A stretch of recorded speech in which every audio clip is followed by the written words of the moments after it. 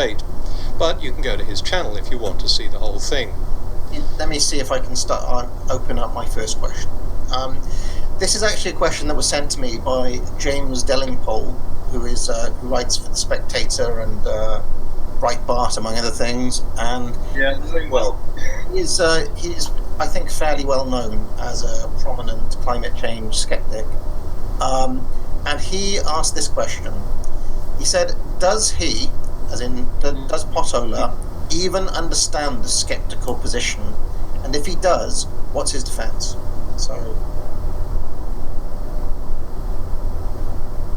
My basic answer to Dellingpole would be, what is the critic's position? Because the critic's position is different according to who you talk to.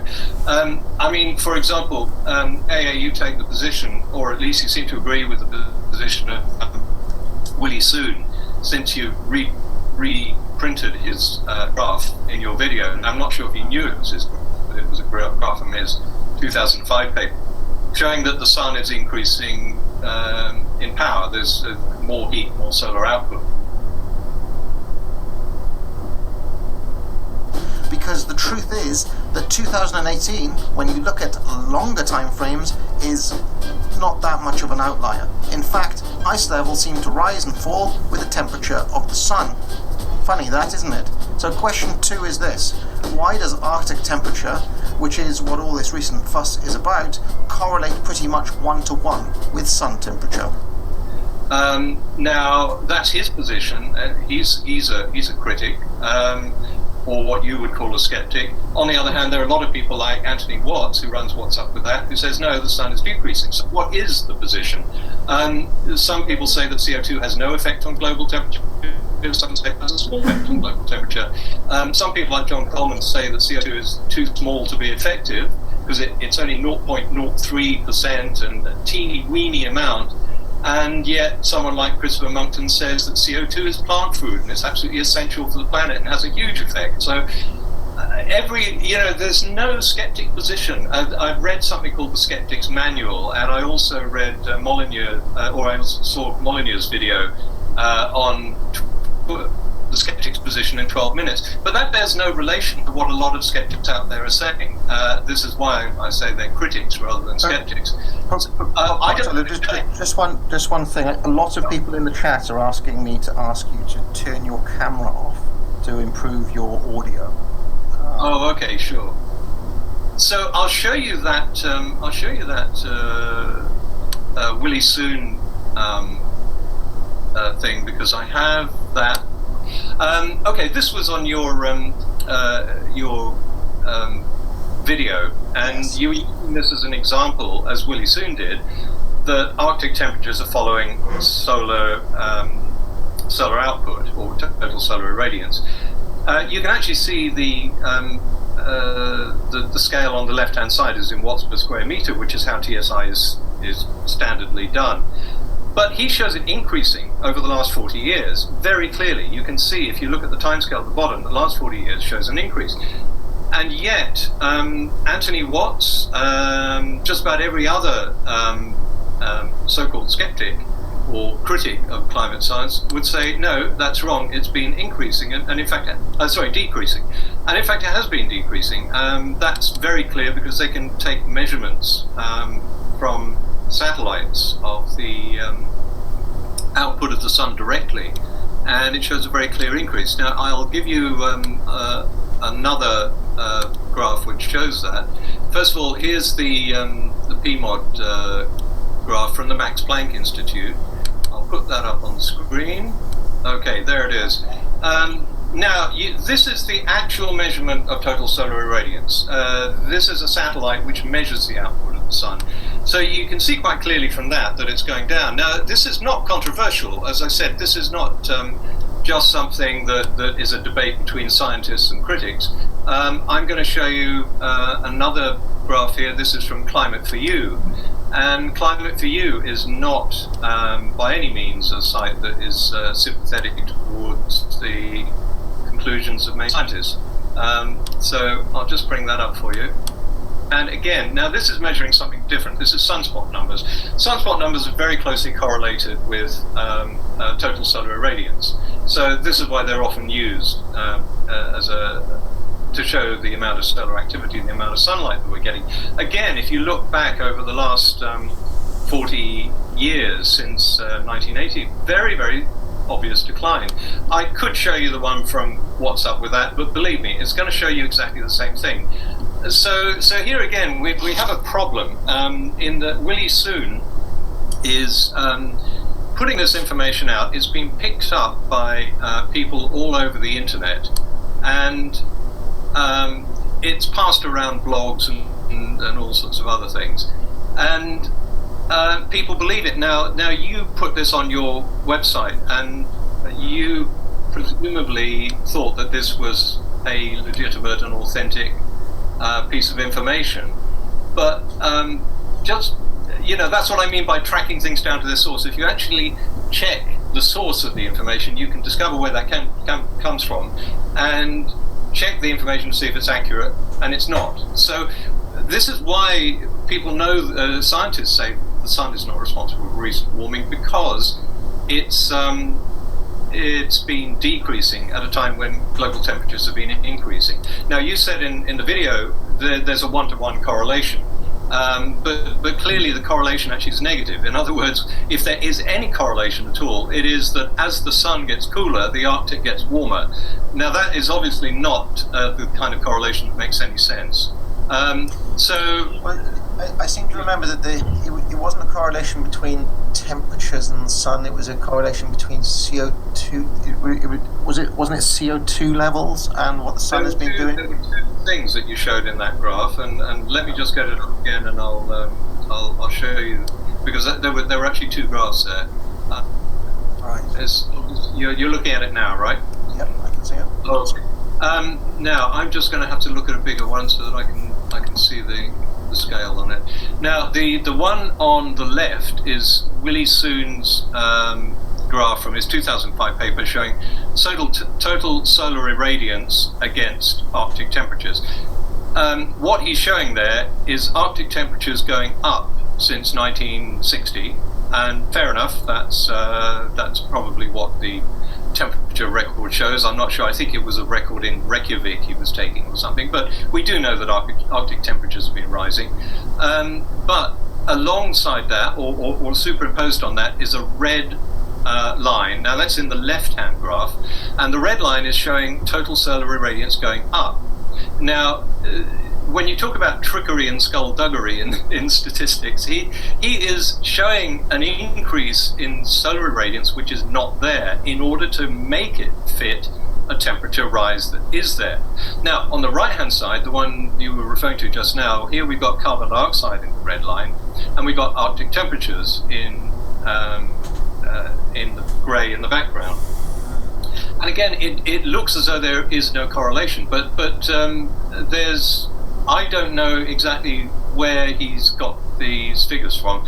I hope he hasn't manipulated this to the extent that he manipulated the other one. But if we look at carbon dioxide levels in comparison to global temperatures, because when we talk about global warming, we are talking about global warming. There might be differences in Reykjavik that may not be impacted by carbon dioxide. There might be some local thing there to do with temperature measurements that I don't know about. I haven't looked into that graph, but what I'm saying is you can't take these things at face value.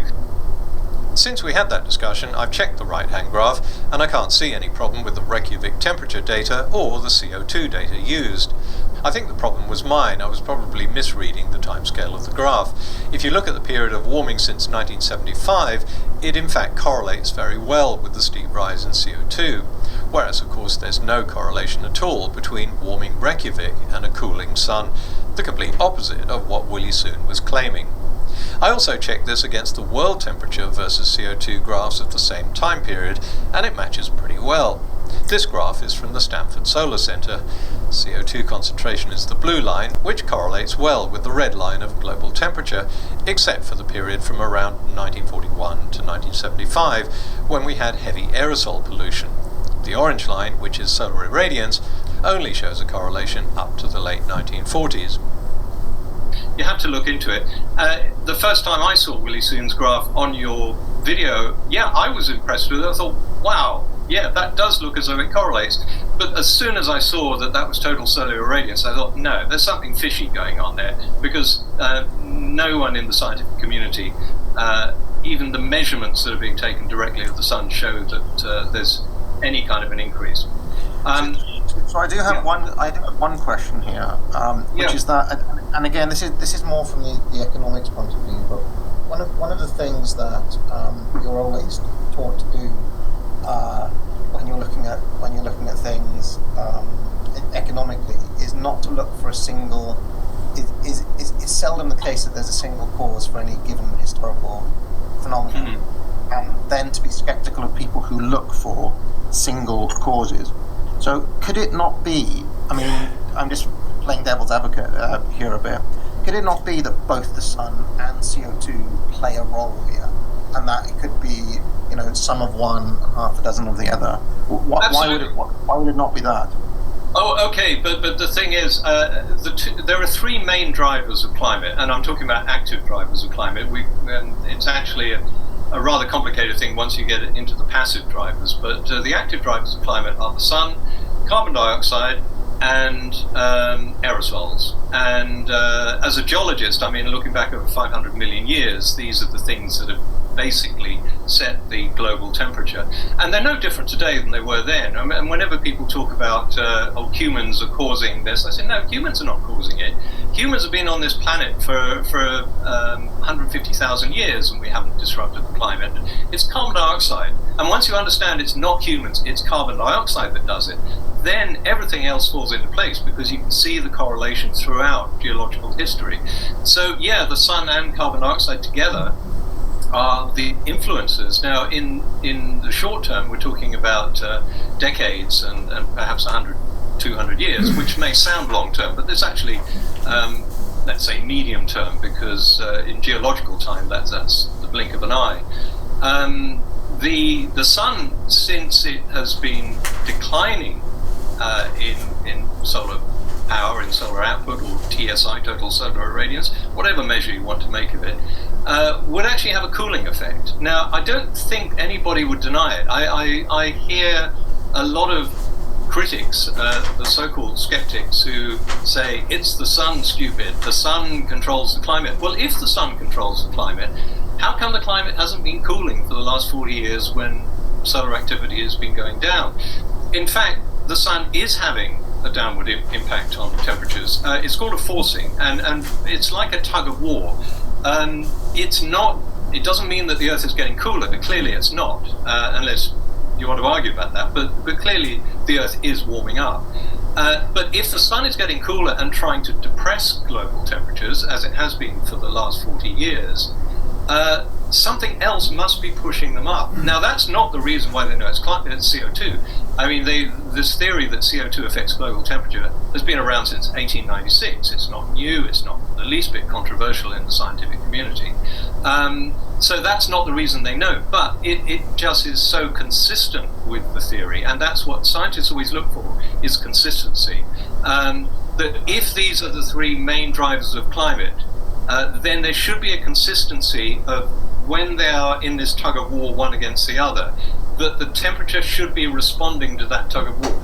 And it is. Now, when you talk about economics, they still create these bubbles. We have an amazing capacity for doing things that are totally illogical. But the wonderful thing about physics is, yes, you can have one thing that has such an effect. And the Earth is a very simple system when you look at things like energy in, energy out, because energy and temperature are directly correlated and directly related in a very simple equation. And I've seen economic equations that I can't get my head around. I mean, some of these equations in economics, even if they work, are so complicated you need a computer in order to work them. So I think you can't really compare the two. And I do get what you're saying about economics. There are so many variables. It's such a chaotic thing. And climate is very similar to that. It's very chaotic, but global temperature is not. Global temperature is actually fairly simple.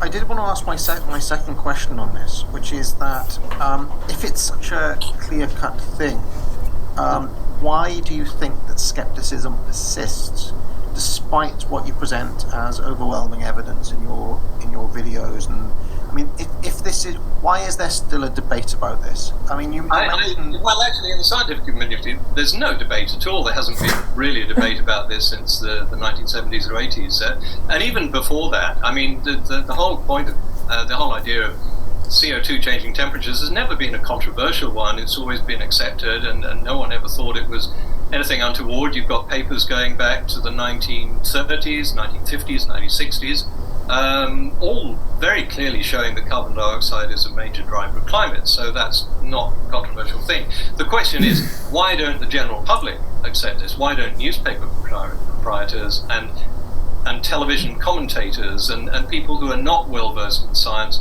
why don't politicians and lobbyists accept it? I do a lot of conversations with people, because this is a very interesting question for me. I'm always, I don't like to argue a lot with the people who come on my channel and post, although, okay, sometimes I do, and they get very irritating. But I'm more interested in finding out why don't accept this. And then what happens is they give me a statement which is clearly nonsense, which has come off the blogosphere, that I know where they got this stuff from. They just read it, they believe it, they copy it, and they paste it. And to me, that's the opposite of being skeptical. That's why I don't call these critics skeptics. But I then show them that actually this information is wrong, just as I've just shown you with the Willie Soon graph. And I'm showing you the actual measurements of the sun show it's been decreasing instead of increasing. Now, you would have thought that any rational human being seeing that and seeing the evidence and seeing the measurements and even seeing other skeptics who agree with that, other critics who agree, would say, oh, you're right. But they don't. They double down on it, and they insist that they just change the subject, or they run away, they don't come back. It's very rare that I'll get someone saying, oh, thanks for explaining that to me. Now I get it. I didn't realize I had been misled by this blog. They still have this absolute faith that whatever blog they've attached themselves to must be telling them the truth. There's a kind of an echo chamber. And to be honest, I think this has happened since the rise of the internet, because I've been in this the science business for a long time, and I've been reporting on climate change since the 1980s for New Scientist and others, and I don't remember this kind of criticism of the scientific community in such a vehement fashion, and it did happen to a certain extent with the ozone layer, and I remember Paul Harvey criticizing it and Rush Limbaugh criticizing it, but despite the fact they had an audience, there was no echo chamber as there is now. People now seem to be very attached to the blogs that they are convinced. I think a lot of that stuff could easily be explained through what I'd call confirmation bias and heuristics. The Daniel Kahneman stuff. We can explain a lot of that. But I mean, there are still some questions that persist about this, because whenever I've asked people about this, one of the answers I'll get back is, well, it's a vested interest. They have powerful lobby groups behind them.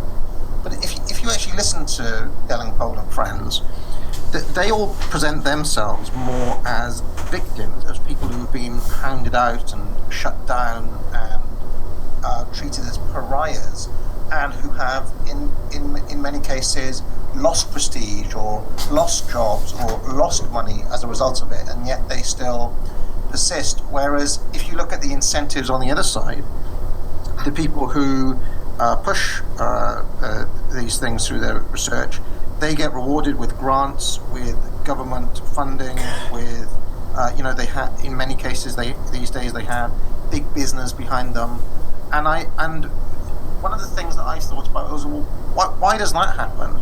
And I do wonder if even let's just grant that everything that you're saying is absolutely, as in there's no debate about the science. Can you still understand people who may be skeptical of the political ends being pushed? Because one thing that does come with climate change is an agenda that says, well, basically the only people who can sort this out are the government. The solutions have to be pushed from the top down. Hang on, sorry, there's too many things we're dealing with here. Let's deal with one.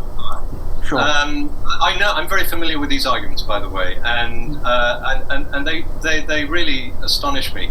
I wanted to go back to the first one, and I should have been taking notes, and I can't remember now what the first. But let's start with the grants. Now, having grants to do research is basically how scientists do things. It doesn't matter whether you're an oceanographer or a climatologist or a geologist or a geophysicist or whatever field you're in. The reason people get into research is because they are incredibly interested in learning how the world works. I've interviewed hundreds of researchers over the last 30, 40 years, and one thing that they really share is a passion for finding out how things work. And let's face it, that's not just a nerdy thing that interests them, but if they want to get anywhere in life, if they want to win a Nobel Prize, the way you do that in science is by showing something that nobody else has discovered. You don't do it by repeating what everybody else has already done. This is what makes me laugh when people say, oh, they're just sort of towing the line. What they're desperate to do is actually show something different, and getting research grants, it doesn't mean that you then get loads of money to live a fantastic lifestyle. It's actually quite the opposite. The people that go in for research are normally the top of their class. You don't go and get a PhD if you're stupid, and you work in the field of academia, so you know that. These are the brightest and the best who normally get PhDs, go on to universities to teach, and primarily to do the research. That's why they take these positions. What I'm referring to here is that, some of the stories that you'll hear is that, I don't know, somebody wants to do research on squirrels, okay, I don't know. I know what you're going to tell me, and they relate to climate change, and therefore they can get their money. Exactly. Okay.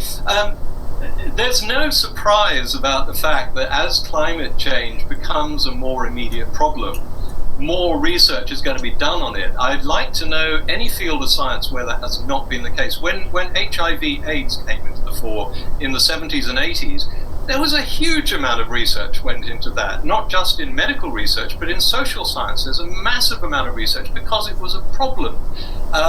When we had plate tectonics, now this is my field, when plate tectonics came up, and I did my degree a long time ago, plate tectonics was still basically in the hypothesis stage back then.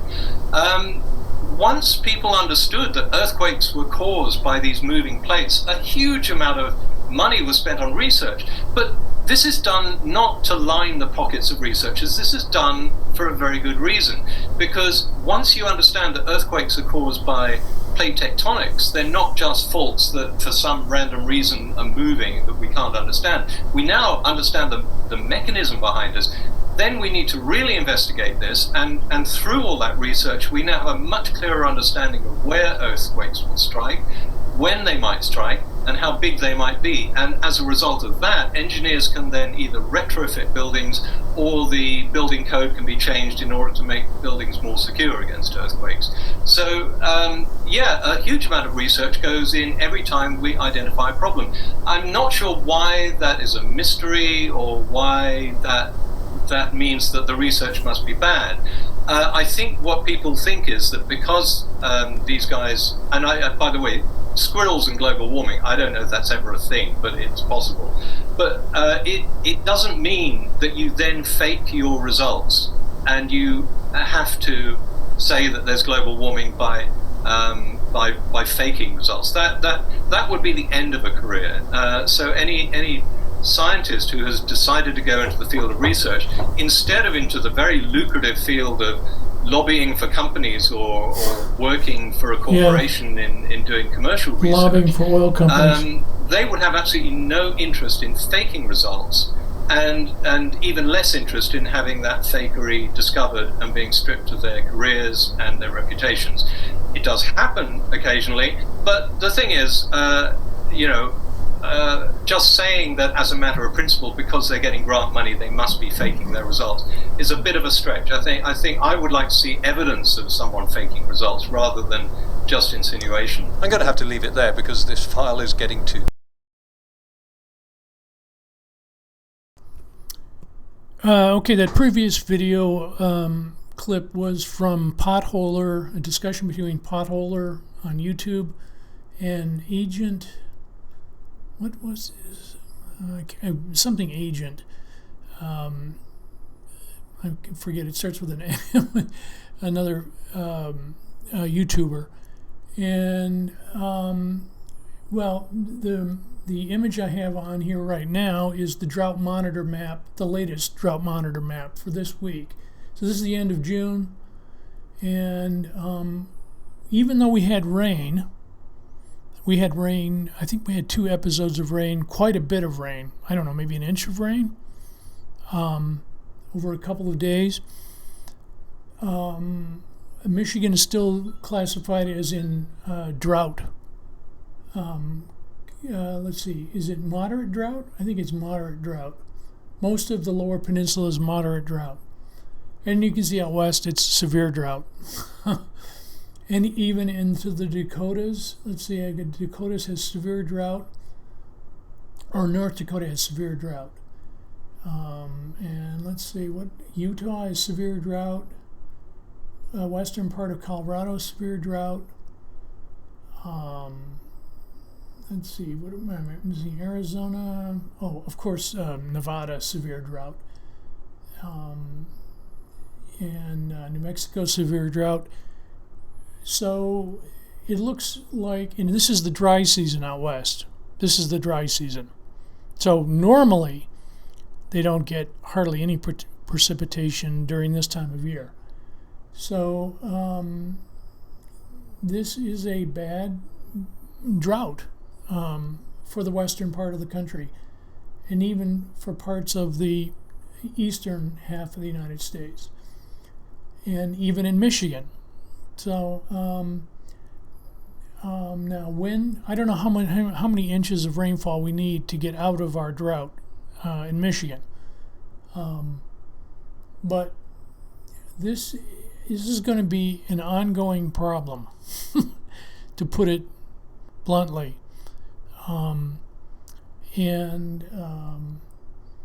So we're going to have hotter and drier conditions in the West. It's certainly going to be hotter. And then with the heat becomes more, there's more rapid evaporation, more rapid snow melt, more, I guess the atmosphere can hold a lot more water vapor. So, and let me, let's see, what can I say about the previous Potholer? There isn't any debate. There isn't any debate about climate change. There's no debate. Temperatures are going up. Global temperatures have been going up for the last, 40 years? So I can show you those 2 clips that I took out of Potholer's video. And there isn't, global temperature keeps going up. Now, this year the temperature hasn't gone up a lot because there's a La Nina. I mean, so it's going to stay high. Excuse me. It's going to stay high. It may not set a record like an El Nino year. It might not set a record temperature. And by the way, out west, you're getting 100 degree above weather, and then in some cases 110, above 110.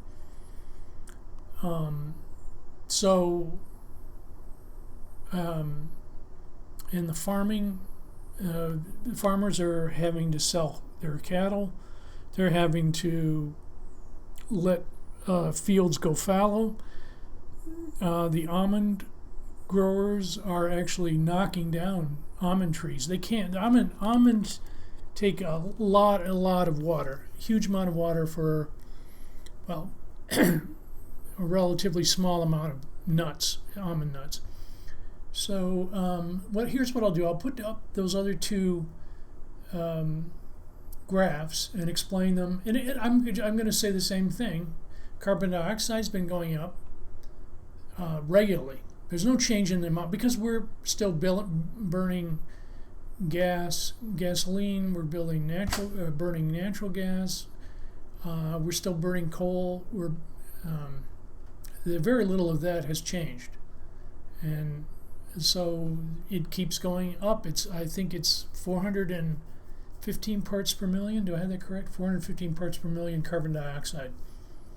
So that keeps going up, and then solar activity, as measured by sunspots, is going down slightly, and temperature is going up. So I'll get back to those two clips and go over that again.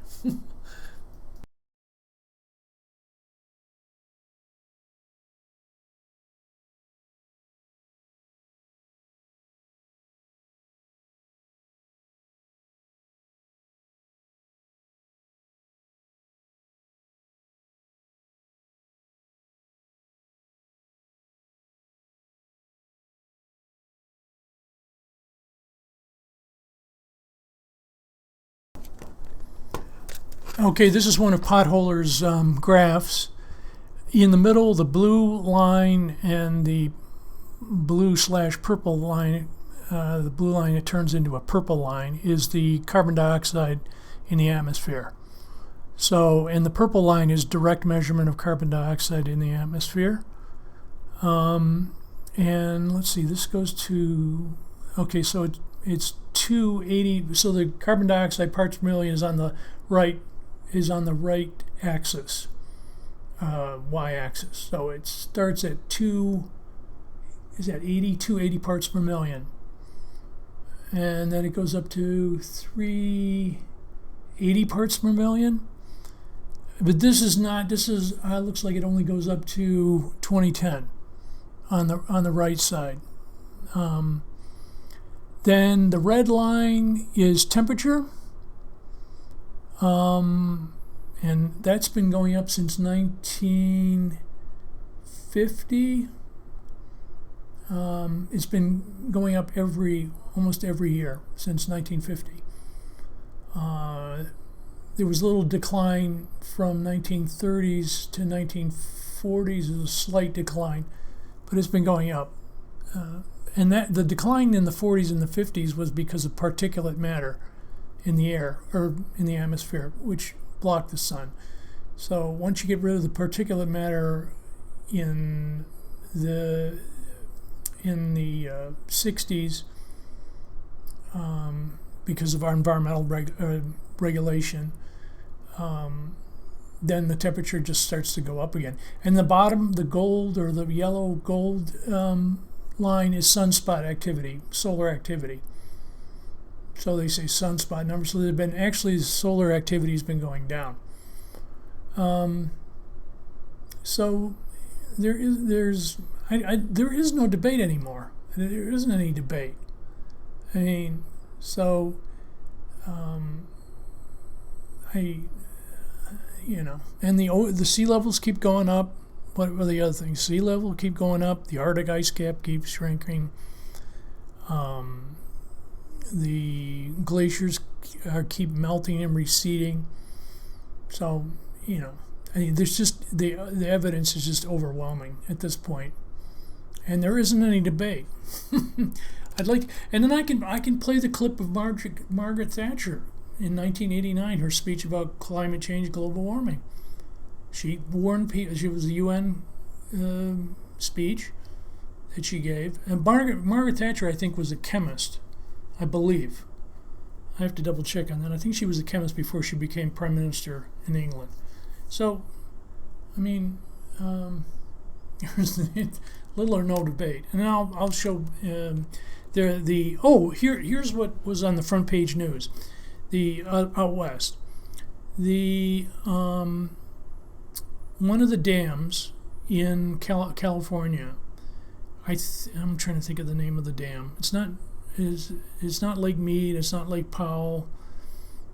Oh gosh, I've forgotten the name of the dam. But the water level in the dam is so low that they're going to have to shut off the turbines, the electrical generating turbines, because the water level's too low. I mean, it's at a record low. I think it's since they opened up the the dam and started to generate electricity. It's at a record low. So, and the other one is that the almond farmers are starting to knock down or get rid of their almond trees, because almonds take a huge amount of irrigation, a lot. Okay, well, let me pick up some more clips, and then I'll post those. Okay.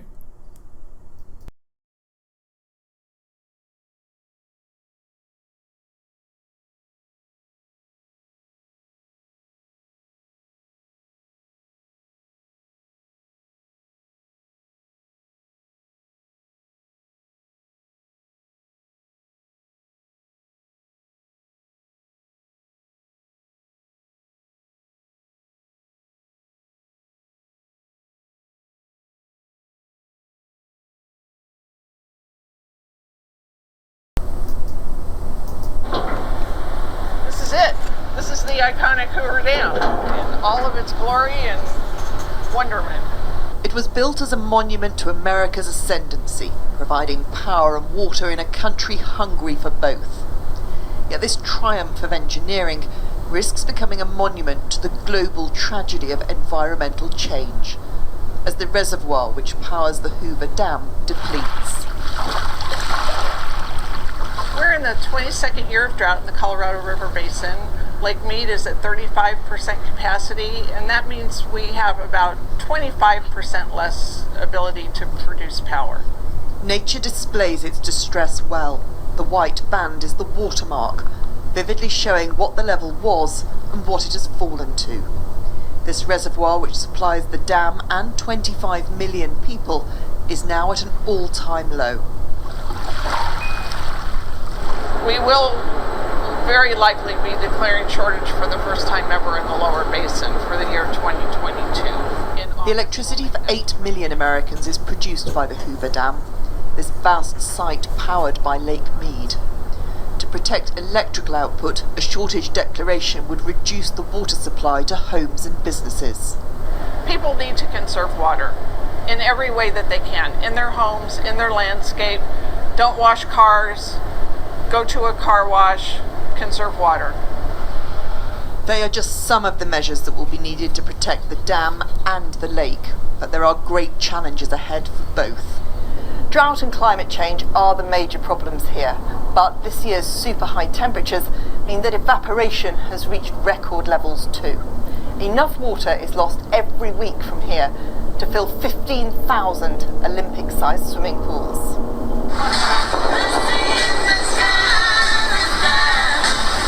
And water pressure on a depleting supply. The dam provides power to Las Vegas, America's power-guzzling playground. It's the fastest warming city and in the driest state. With an expanding population and rising temperatures, conservation is all. Surprisingly, in terms of water at least, the Strip is not the problem. Almost all of it here is recycled. Here's some water right here.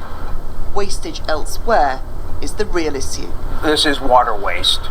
Water waste investigator 7158. I have water coming through a brick wall from the backyard. Las Vegas is tackling that with round-the-clock On-site patrols. leak. Oh yeah, look at this. With strict laws now in place to restrict the watering of gardens and grass, there are fines of up to $5,000 for those breaching the rules or failing to tackle leaks. And I guess people would say this isn't a big deal, this is only a little bit of water. But this is cumulative effect. If you take this whole complex, there's thousands of gallons of water that are going out that main gate there. And this water will go into the storm drain system. It'll evaporate before it even hits the lake. So that's where the waste is from this. This is not recoverable. I have a spray and flow situation. These patrols are part of Las Vegas's attempt to protect the lake that so much of this city depends on. Water consumption is going down, but the lake is going down faster. It's sad. Every drop counts, as we say, and that's what I do out here is trying to save as much water as I possibly can. A century ago, human ingenuity delivered a water solution for America's West. Even greater ingenuity will be needed to ensure this wonder of the past has a place in the future. Emma Murphy, News at 10, Las Vegas.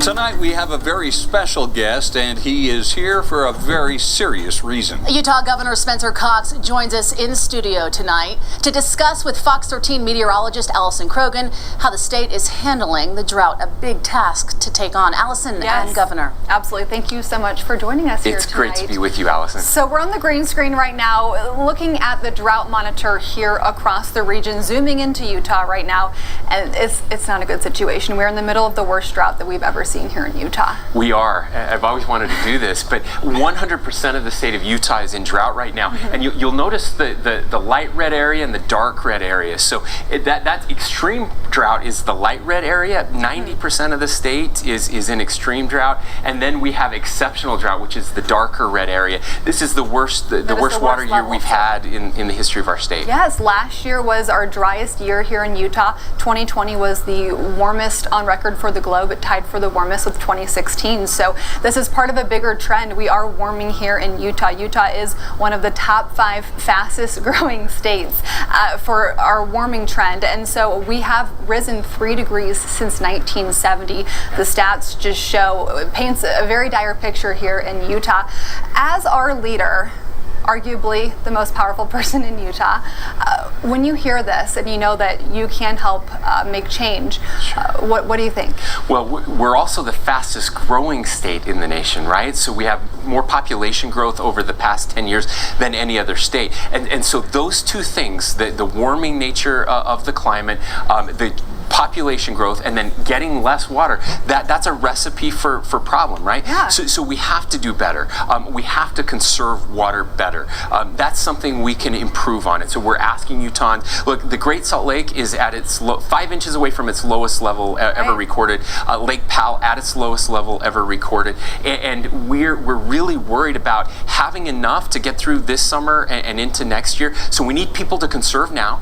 And we need, as a state, to make policy changes to be able to store more water and to conserve more water going forward. Yes, absolutely. And these climate headlines, the warming trend that we're in right now is unprecedented in millennia. And so this is something that 97% of climate scientists agree that this is extremely likely caused by humans.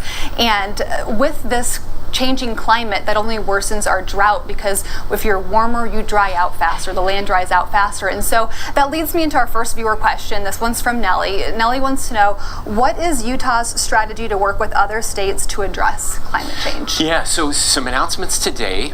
Representative John Curtis from Utah talked about a climate caucus, a Republican climate caucus that are going to be working on these issues.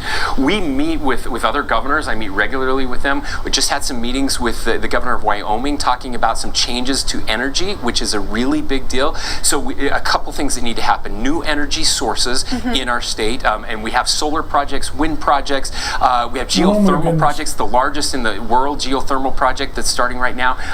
Nuclear is an option that we've been talking about, and then carbon capture to reduce the carbon output from the traditional energy sources that we have right now. So those are things that we can all work on, but we also need every person, 3 million Utahns, if they make one decision a day, that's 3 million decisions that can help. Driving less, buying electric vehicles, all of those things that can help with our particulate output. Absolutely. And then cutting down on our water usage. Those two things are going to help future generations. Yes, and you have a farming background, so this next viewer question I have for you. This one came in from Blake, I believe. Yes, Blake. What is being done to conserve Utah's agriculture water use? Well, so nobody has cut back more than our farmers right now. most of them have cut back at least 30%. On my farm, we're at about 70% that we've reduced our water usage. We have dozens of acres that are not being farmed at all this year because of the drought. So farmers have cut back significantly. We also have technology that is changing the way that we farm. You'll notice those pivot irrigation systems that move themselves. My kids really wish we had those, and we'll get there. They use much less water. They're much more efficient. And there's some new technology happening in agriculture right now. Growing food for cattle, actually growing them indoors under lights takes less land and uses a fraction of the water, about 5% that you would normally use to grow the same amount of food. Wow. Okay. Quickly, another question that we have for you: why are we letting our population grow without a plan for water? Well, we do have a plan for water, and that's important. So we work with our water districts on this. They have a 30-year plan that they put out a couple years ago, working on additional water sources and conservation. However, what I believe we need to change is I believe we need to increase the plan for conservation. We had a 25% goal by 2025 to cut usage. I think we need to do much more than that. And so what we're going to be proposing to the legislature are big, bold initiatives to remove unnecessary grasses. So think about park strips. People water the sidewalk next to a Burger King or something. It makes absolutely no sense to have those park strips here. Incentivizing people who want to remove sod and put in xeriscaping, low water usage, giving those types of incentives to change. Those are the things that we need to do, and the legislature is going to get on board to help us. Okay, well, that wraps up our final question that we had, which was, will there be any incentivizing xeriscaping, local scaping, which is an incredible website and resource here in Utah as well. So the answer is yes, we're going to get that done. There are some in some localities, but we need this to be a statewide project. Absolutely. One last pitch for Utahns. How can they get more information? Well, there are lots of ways to get more information. I'm going to give you more information right now. We have all these websites that you can see. slowtheflow.com is a great one. There are so many other websites to do this. Last thing I want to say is just please be careful with fire. It's so dry out there. Fireworks, put the personal fireworks away, save them for next year. Just be extra careful this year. It sounds like you're on top of this, and I know that a lot of Utahns are really concerned too. So thank you so much for joining us and taking this seriously. Thank you, Allison.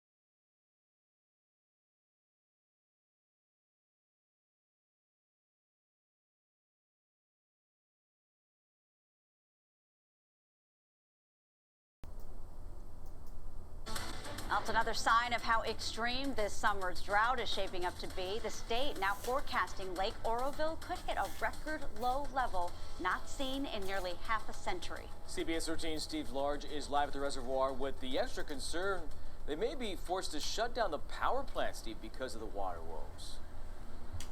Yeah, I'm live on top of the Oroville Dam right now. This is the tallest dam in the entire country. Oroville Lake has a huge water supply for the state of California. Normally, not so much right now. It is a picture showing California's looming drought problem. Houseboats sunken down, surrounded by Lake Oroville's steep banks. It's sad. Kim Gunter owns a houseboat on the reservoir and has watched the water level lower each day. They're projecting by the end of summer there will be no available ramps, no access. They may have to move marinas, all over water. We received only 20% of the runoff that we would have expected from the snowpack we had this year. John Yarbrough is deputy director of the State Water Project. He says the drought is so intense this year, the state is forecasting the possibility it will be forced to shut down the Lake Oroville hydroelectric power plant. At full capacity, it can generate enough power to serve 800,000 homes. It's running at 20% capacity now and could be shut down by the end of August. This would be the first time that we would be stopping it because the lake level is so low. Lake Oroville's record low, a 645 feet elevation, was hit way back in 1977. We think it will get around that ballpark. We're looking at, possibly down around 640. We don't know exactly. The California Independent System Operator is already planning for alternate energy sources. If you look out in the distance, you can see where the lake should be. Water woes and power problems. One look at Lake Oroville shows the concern ahead for California's summer. So if this power plant is shut down, the state says it would take a while to bring it back online. It wouldn't happen until there was enough rain to bring the lake level back up again. Hey, so check it out.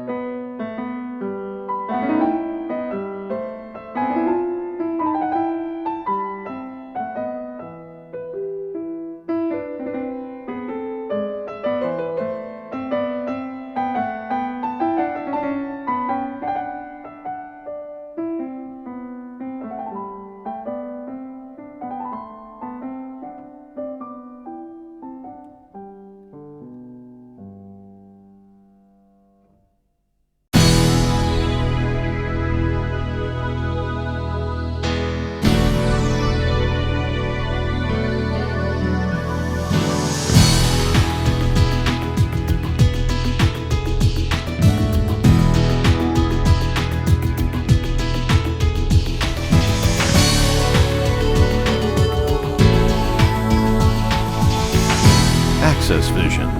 Your voice, your community.